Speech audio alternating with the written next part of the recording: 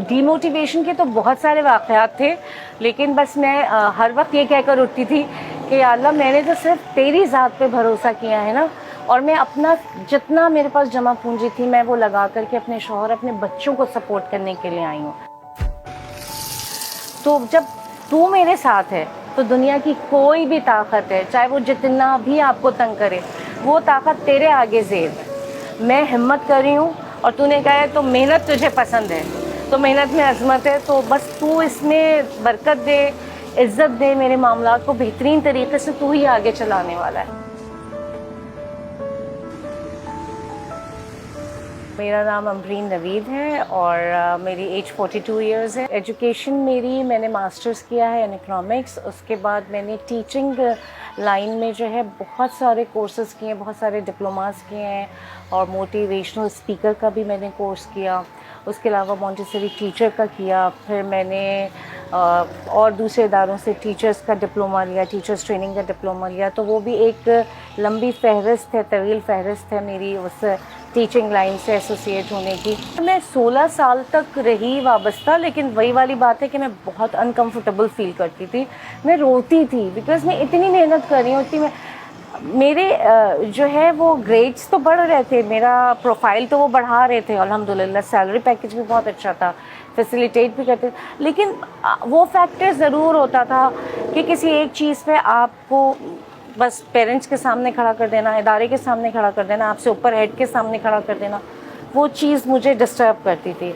मुझे लगता था कि मुझे कोई एक ऐसा पॉइंट मिल जाए कि जहाँ पे मैं खुद सेटिस्फाइड हूँ कि मैंने ये जॉब छोड़ी और मैं इसको जस्टिफाई कर रही हूँ। एक ये होता है ना, बहुत अच्छा पैकेज मिल रहा है तो आप क्यों छोड़ रहे हैं।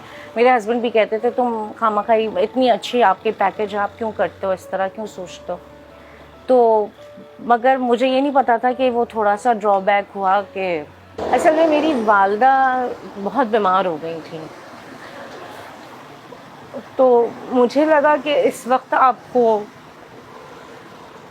मतलब माँ बाप डिज़र्व करते हैं आपसे, वो इतना कर चुके होते हैं, इतना कर चुके होते हैं कि जब आपकी ज़रूरत होती है उनको, तो आपको कुछ नहीं देखना चाहिए कि आप किस मुकाम पे खड़े हैं, आप इससे कितना अर्न कर रहे हैं या आपको क्या मिल रहा है, लेकिन आपको ना बस लब्बैक कहना चाहिए।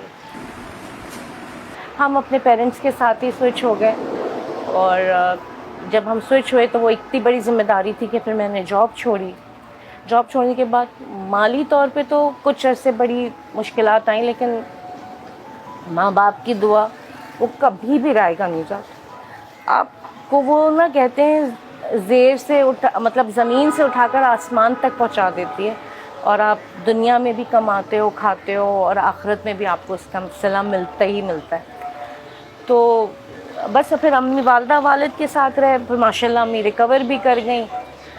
फिर मगर अम्मी को नीड थी 24/7 में, इसलिए मैंने फिर जॉब नहीं की। माशाल्लाह बच्चे बड़े हैं, अब सब सेटल्ड है। आपकी वो वाली ज़िम्मेदारियाँ जिस पे आपको बिल्कुल मतलब बाउंड होना पड़ता है घर पे, आप उससे थोड़ा सा रिलीज़ है, आपको मिल गया है। तो रिलीफ़ जब आपको मिल जाता है तो फिर आप सोचते हैं बस नौकरी करनी नहीं थी, अपना काम करना था। लोगों ने बड़ा मोटिवेट किया कि आपकी कुकिंग अच्छी है, आप क्योंकि बचपन से सीख रहे थे, वही वाली बात है, माँ है ना, माँ ने हर गुण देने होते हैं। फिर मैंने शेफ़ राना को ज्वाइन किया, जो कि वो किसी तारुफ़ के मोहताज नहीं है। उनसे बहुत हेल्प मिली, बहुत सपोर्ट मिली। वो भी मोटिवेट करते थे, कर लो कर लो कर लो, कर तो लो, लेकिन ऑनेस्टली स्पीकिंग बिल्कुल आसान नहीं होता। अगर मैं आज आपको हंसती मुस्कुराती देख रही हूँ तो इससे 4 महीने पहले मैं बहुत रोती थी, क्योंकि फाइनेंशियली भी आपको इश्यूज़ आते हैं, सपोर्ट का भी इशू आता है। घर का नहीं, शौहर की सपोर्ट है तो मैं बाहर हूँ क्योंकि शौहर ही सपोर्ट कर रहा है, लेकिन मतलब एक तो सेटअप इस आप लोग आपको मिसगाइड करते हैं। मैं जिसके पास गई, यार आपको बेकरी के लिए तो 30-40 लाख रुपए चाहिए, 30-40 लाख। मैंने कहा क्यों, आप एक छोटे से आप उस लैंग्वेज में बोले ना कि ठिए से क्यों नहीं स्टार्ट कर सकते। नहीं दुकान तो होती है, अच्छा चलो भाई दुकान का किराया होता है, ठीक है। नहीं शूशा भी चाहिए। मैंने कहा मैं अभी शूशा तो नहीं करूँगी, मैं अपना टेस्ट पहले सेल करूँगी और फिर मैं देखती हूँ कि क्या उसके रिजल्ट्स आते हैं। फिर लोगों के पास जब टेस्ट गया तो एक फिल्टर्ड कस्टमर्स आने लग गए। फिर मुझे प्राइस के बहुत इशू हुए क्योंकि हम घर में बनाते हैं, घर में बनाने वाली चीज़ें आपको बताओ सस्ती कहाँ होती हैं। आप मगर लोगों का अंडरस्टैंडिंग लेवल नहीं है, ये बहुत बड़ा अलमिया है कि कोई भी आपको अंडरस्टैंड नहीं करता। एक आदमी कमा रहा है यार, मेहनत कर रहा है, समझो तो सही इसको। लेकिन अलमिया, लेकिन मैं कहती हूँ 90%, बल्कि मैं अपने केस में कहती हूँ 99.9% लोग एक्सेलेंट मिले मुझे। और मेरी दुकान पे ज़ाहिर है ख़वातीन तो बहुत कम आती हैं, मर्द ही ज़्यादा आते हैं, बहुत अप्रिशिएट करते हैं, बहुत मोटिवेट करते हैं। कभी कोई नेगेटिव रिमार्क्स मैंने नहीं सुने, अल्हम्दुलिल्लाह। ये आपके अपने ऊपर है, आप जिस तरह से दिखते हो ना, आपको लोग उसी तरह डील करते हैं। आप माशरे को बुरा नहीं कहें, मेरे साथ तो अल्हम्दुलिल्लाह मैं मर्दों के माशरे में बैठी हुई हूँ ना, किसी एक मर्द ने भी अल्हम्दुलिल्लाह आज तक कोई जुमला नहीं कसा, आज तक कोई छेड़छाड़ नहीं की है।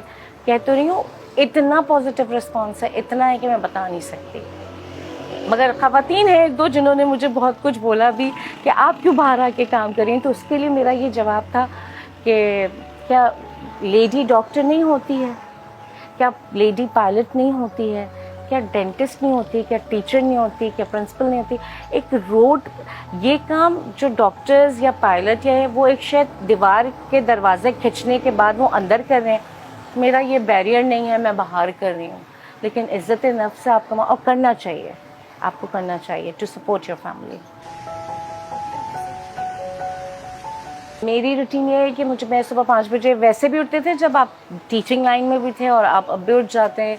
घर की चीज़ों को सेटल डाउन करके मेरे पास इंटर्नीज़ आ जाते हैं 8 बजे, हम स्टार्ट हो जाते हैं। हमारे पास बेकिंग आइटम है जो मैं वही आइटम्स रखती हूँ जो अल्हम्दुलिल्लाह लोगों में हिट हैं। चिकन पैटीज़ है, सबवे बर्गर है, और टर्किश पीटा ट्विस्टर है, ब्राउनीज़ हैं 3 फ्लेवर्स, न्यूटेला, फज और कैडबरी, और पिज़्ज़ा है, और टी केक्स हैं, और क्रॉसोन बन्स हैं, ये सब है, ये सब चलता है। और इसके अलावा बिरयानी है, चाइनीज़ है, और खाने में, और रोटी कबाब है, ड्रिंक्स हैं, और फ्राइंग आइटम, हाँ फ्राइंग आइटम हमारे अल्हम्दुलिल्लाह बहुत अच्छा चलते हैं।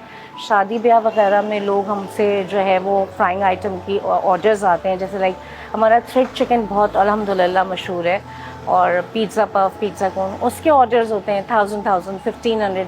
आप शादियों में जाएं तो हम वो बना करके देते हैं, तो हमारे जो बच्चे हैं वो जा कर के उसको वहाँ फ्राई करते हैं। तो बस फिर चल जाता है सिलसिला अल्हम्दुलिल्लाह। अल्लाह का बड़ा एहसान है क्योंकि इसमें मेरा और आपका कोई कमाल नहीं है। मुझसे अगर किसी को मुझसे कुछ भी अपने कारोबार के हवाले से पूछना है, मैं हाजिर हूँ। मेरा टेलीफोन नंबर आप दे सकते हैं, और मैं हर तरह से, और मैं ये तो मैं ज़रूर कहूँगी कि इन ह्यूज अमाउंट से इन्वेस्टमेंट से कभी भी कारोबार स्टार्ट नहीं करो, पहले शुरू में देखो अपने सेटअप को।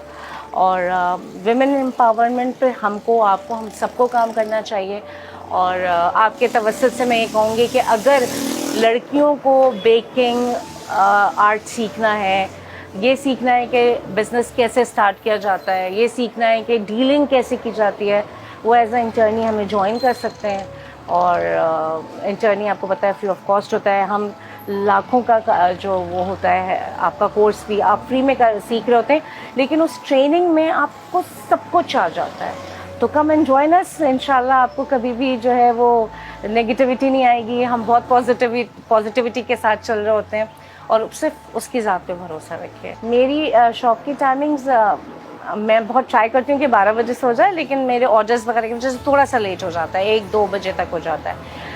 मेरी लोकेशन बहुत इजी है, आप गूगल पे जाएंगे, द बेक फे बाय लेडी शेफ लिखेंगे, मेरा लोकेशन एड्रेस सब कुछ आ जाएगा, ठीक है। तो वो मेरा, फिर भी मैं आपको वर्बली बता देती हूँ, it's B16 block 12 Gulberg Karachi, near studio 70s, near रफ़ायाम हॉस्पिटल।